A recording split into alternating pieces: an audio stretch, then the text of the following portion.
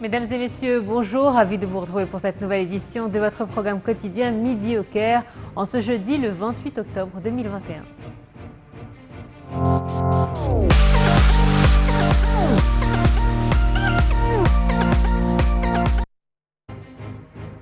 Et on commence sans plus tarder avec les nouvelles concernant la présidence. Le président Abdel Fattah el-Sisi a appelé la famille égyptienne à accorder une grande importance à ses enfants et à développer leurs talents en découvrant leurs points forts et en les renforçant.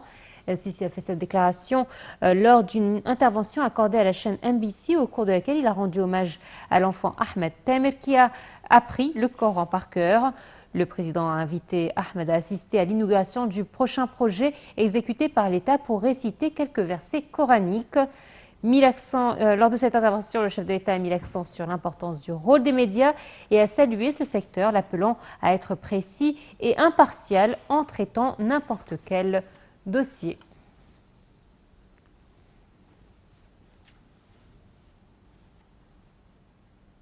Le président Abdel Fattah el-Sisi a affirmé que l'Égypte souhaitait renforcer la coopération bilatérale avec la Roumanie dans tous les domaines. Le chef de l'État a fait sa déclaration lors de son entretien avec son homologue roumain, Klaus Iohannis, tenu au palais présidentiel d'Al-Ittihadiyya au Caire. La rencontre a porté sur les moyens de renforcer les relations bilatérales ainsi que sur nombre de dossiers d'intérêt commun. Le point dans ce commentaire.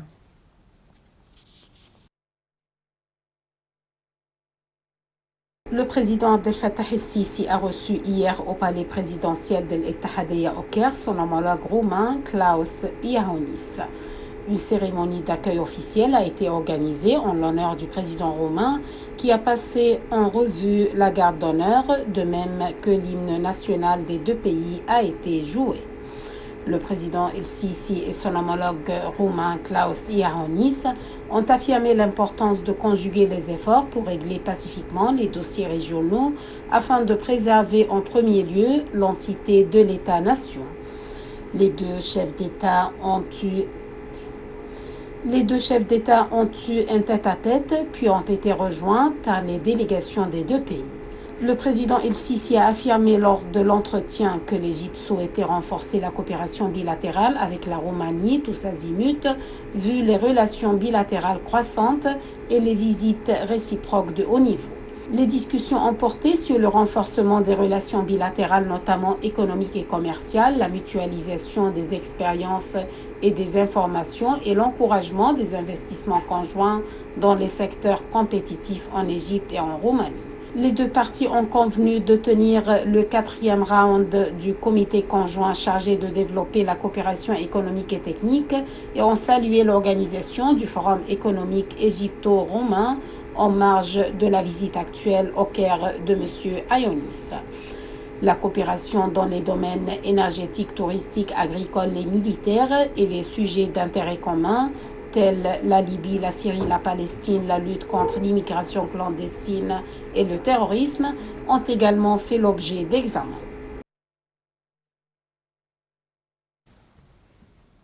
Le président Abdel Fattah el-Sisi a nommé le lieutenant-général Oussama Ahmed Rojdi Abdallah Askar au poste de chef d'état-major des forces armées.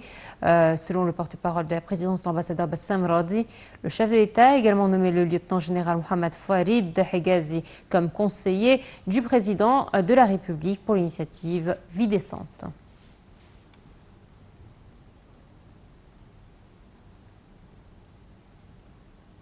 Et le Premier ministre, Dr Moustapha Madbouli, a affirmé la diversité des opportunités d'investissement prometteuses en Égypte et qui constituent des axes d'intérêt pour les fonds d'investissement français. Madbouli a fait ces déclarations lors d'une réunion avec des représentants des importants fonds d'investissement et banques françaises au terme de sa visite à Paris. Il a évoqué les importantes évolutions économiques que l'Égypte avait connues durant les dernières années, tout en mettant l'accent sur le succès réalisé après la mise en vigueur du programme de réforme financière, notant que le gouvernement avait adopté un programme de réforme structurelle ambitieux, lequel a frayé la voie à la signature d'un accord régional avec l'Organisation pour la coopération économique et le développement. De leur côté, les représentants des fonds d'investissement français ont loué le développement économique survenu en Égypte, lesquels les ont encouragés à y prospecter des opportunités d'investissement.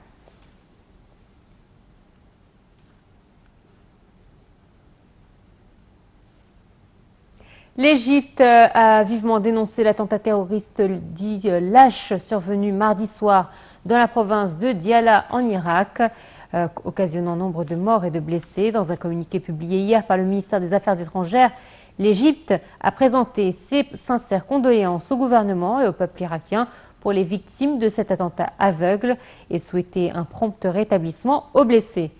L'Égypte a confirmé son soutien à l'Irak face à tout ce qui menace sa sécurité et sa stabilité, soulignant que ces incidents terroristes désespérés ne peuvent pas entamer la volonté de l'Irak de poursuivre ses démarches pour réaliser stabilité, développement et prospérité.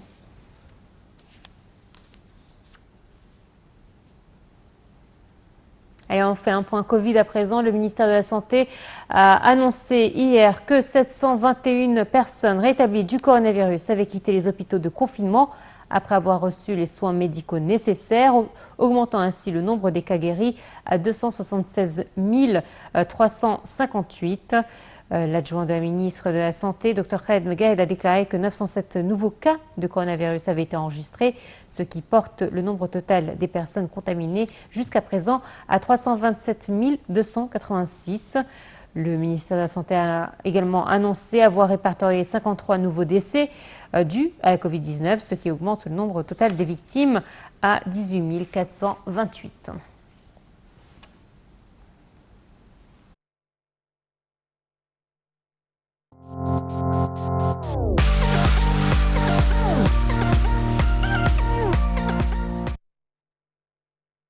Le ministre du secteur public des Affaires, Hicham Toufi, a déclaré que la société Nasr pour l'exportation et l'importation dans sa nouvelle forme Gosur a visé à introduire les produits égyptiens sur les marchés mondiaux par le biais de deux composantes fondamentales, la médiation et le marketing, et les services logistiques, outre tout autre service dont le producteur a besoin pour exporter ou importer ses produits.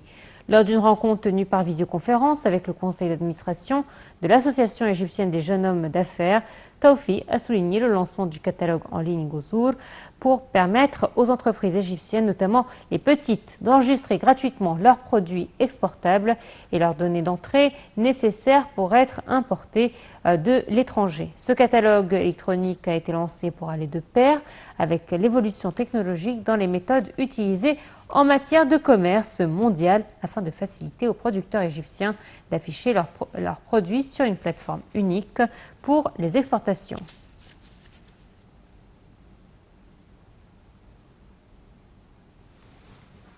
Un premier vol de la compagnie aérienne Egyptair a décollé hier de l'aéroport international de Sharm el-Sheikh à destination de Luxor après une suspension de 6 ans. La compagnie opérera un vol par semaine et peut-être davantage par la suite en fonction de l'offre et de la demande.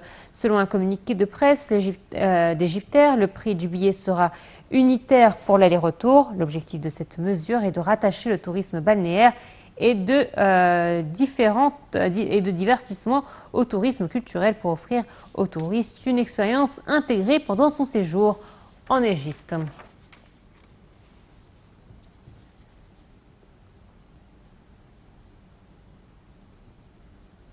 Et on termine avec un sujet touristique également. À l'occasion de l'illumination du visage de la statue du pharaon Ramsès II dans son temple Abou Simbel, le gouvernorat d'Assouan et le ministère du Tourisme et des Antiquités ont organisé une cérémonie qui comprend un ensemble d'événements auxquels ont participé 50 ambassadeurs de plus de 30 pays du monde. Le point dans le magazine touristique de Mohamed Hamoussani.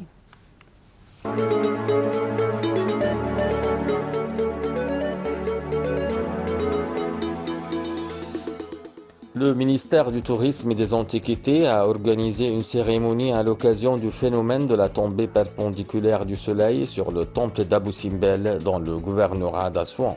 50 ambassadeurs de plus de 30 pays dans le monde en Égypte ont assisté à cette cérémonie. Le ministre du Tourisme et des Antiquités, Dr Khaled El-Anani, a commencé l'événement par une conférence sur les deux temples d'Abou Simbel. La conférence a abordé leur histoire et la grande histoire de la campagne de sauvetage des temples égyptiens pour construire le haut barrage. Plus de 20 temples et sanctuaires ont été déplacés en coopération avec l'UNESCO. Dr Al-Anaini a commencé la conférence en souhaitant la bienvenue aux ambassadeurs tout en leur souhaitant de profiter du phénomène de la tombée perpendiculaire du Soleil sur le temple d'Abou Simbel. Ce phénomène est considéré comme le plus grand d'ingénierie astronomique au monde. Dr Al-Anaini a expliqué que les archéologues considèrent le temple d'Abou Simbel comme la 8e merveille, outre les 7 merveilles du monde antique, étant donné que sa découverte et les inscriptions sur ses parois et leurs couleurs sont étonnantes. La bataille de Kadesh et le premier traité de paix de l'histoire de l'humanité sont enregistrés sur ces parois. Dr Al-Anaini a passé en revue à travers une présentation l'histoire du temple, sa découverte et la méthode scientifique du processus de son déplacement et son sauvetage avec ses différentes étapes, soulignant que le processus de sauvetage du temple d'Abou Simbel a commencé dans les années 60 du siècle écoulé par une équipe multinationale qui comprend des archéologues, des ingénieurs et des opérateurs d'équipements lourds. Il a souligné que 2022 sera une année importante pour l'Égypte puisqu'elle marquera le 100e anniversaire de la découverte de la tombe du roi Toutankhamon ainsi que le 200e anniversaire du déchiffrement de l'écriture égyptienne ancienne, l'hiéroglyphe, ajoutant que chaque siècle donne à l'Égypte quelque chose et une mémoire historique importante et inoubliable par l'humanité. Au cours de son discours, le ministre a mis l'accent sur les développements les plus importants dans le secteur du tourisme et de l'archéologie en Égypte et les mesures que l'Égypte a prises pour préserver la santé et la sécurité des citoyens, des touristes et des travailleurs du secteur, en passant en revue les mesures de précaution et de prévention les plus importantes et les contrôles de sécurité sanitaire pris par l'État égyptien. Il convient de noter que le temple d'Abou Simbel, situé au gouvernorat d'Assouan, est l'un des temples archéologiques les plus célèbres d'Égypte. Il témoigne du phénomène de la tombée perpendiculaire du Soleil 2 fois par an, l'un le 22 octobre et l'autre le 22 février de chaque année. En face du temple, il se trouve un petit temple dédié à sa femme Néfertari, séparé seulement par une petite vallée.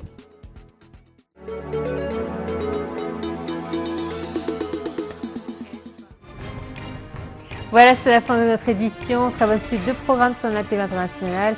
À très bientôt. Au revoir.